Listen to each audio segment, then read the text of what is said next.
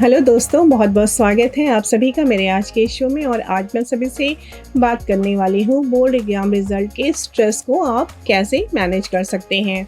देखिए, एग्ज़ाम के बाद का जो समय होता है अक्सर स्टूडेंट्स के लिए बहुत ज़्यादा स्ट्रेसफुल होता है। रिज़ल्ट आने से पहले का जो इंतज़ार है, उस समय बच्चों के मन में बहुत सारे सवाल उठते हैं अपने मार्क्स को लेके, रिज़ल्ट को लेके, और खुद से उनकी कई उम्मीदें होती हैं, तो कई बार उनके मेंटल प्रेशर को बढ़ा देती हैं।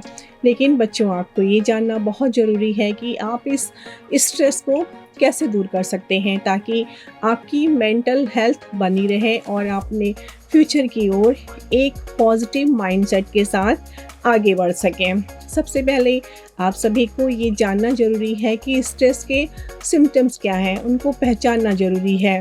होता क्या है, कई बार हम भीतर से बेचैन होते हैं लेकिन हमें ये समझ नहीं आता है कि ये स्ट्रेस है या कुछ और।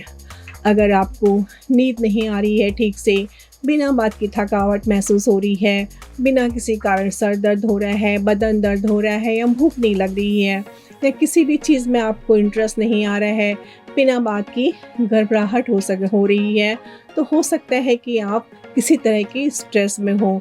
तो आप फैमिली में अपने पेरेंट्स से या किसी और से इसके बारे में बात कर सकते हैं। दूसरा, बच्चों, इस बात का ध्यान रखें कि आपके अंदर जो पॉजिटिव चीज़ें हैं उनको आप याद करें। देखिए, होता क्या है, हमारा मन नेगेटिव थॉट्स में बहुत जल्दी उलझ जाता है, लेकिन आप सभी को ये जानना ज़रूरी है कि आप अपनी अच्छाइयों को याद करें। जैसे कि आप इस बात को याद कर सकते हैं कि आप किन चीज़ों में अच्छे हैं, कौन सी एक्टिविटीज़ में आपको खुशी मिलती है, या आपके अंदर कौन सी ऐसी बातें हैं, ऐसी आदतें हैं जो दूसरों को बहुत अच्छी लगती हैं।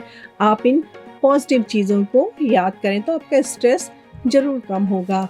साथ ही जब आपका रिज़ल्ट आता है तो सबसे पहले आपने अपना रिज़ल्ट को एक्सेप्ट करना है। रिज़ल्ट चाहे जैसा भी हो, आपका उसको एक्सेप्ट करना बहुत ज़रूरी है। अगर आपका रिज़ल्ट अच्छा है तो आप अपने को खुद को सराहें और ये सोचें कि आपके अभी फ्यूचर में और भी बहुत सारे एग्ज़ाम्स आने वाले हैं, उसमें आप अपना परफॉर्मेंस अच्छा कर सकते हैं। और अगर आपने अच्छा किया है तो अभी तक आप जिस प्लानिंग के साथ तैयारी कर रहे थे, उसी प्लानिंग के साथ आगे की आप तैयारी कर सकते हैं। और अगर कहीं ना कहीं रिज़ल्ट आपकी उम्मीद के अनुसार नहीं है तो आप एक नई प्लानिंग के साथ तैयारी करें। देखिए, एग्ज़ाम का जो रिज़ल्ट है वो बहुत इम्पॉर्टेंट है, लेकिन आपको ये सोचना है कि ये आपके जीवन का अंतिम एग्ज़ाम नहीं है। अभी आपको लाइफ में बहुत सारे एग्ज़ाम देने होते हैं और हर अनुभव आपको कुछ ना कुछ सिखाता है, हर एग्ज़ाम आपको कुछ ना कुछ सिखाता है। हर असफलता एक नई शुरुआत का आपको अवसर देती है। तो आपको खुद पर भरोसा रखना है, एक पॉजिटिव माइंडसेट रखना है और आगे बढ़ते जाना है। और इस बात को याद रखना है कि आपकी जो असली पहचान है वो आपकी मार्कशीट बिल्कुल नहीं है, बल्कि आपके अंदर जो आत्मविश्वास है, आपके जो प्रयास करने की एबिलिटी है, और जो आपका दृष्टिकोण है वो बहुत ज़्यादा मायने रखता है।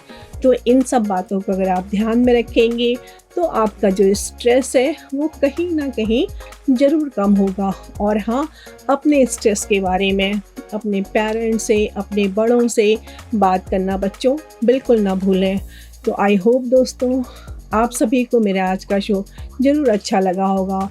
इसे कमेंट में लिखना बिल्कुल ना भूलें कि आप सभी को कैसा लगा। और हाँ, अपने दोस्तों के साथ मेरे आज के शो को ज़रूर शेयर करें। तो फिर मिलती हूँ आपको अपने अगले शो में। Till then, stay tuned and stay focused.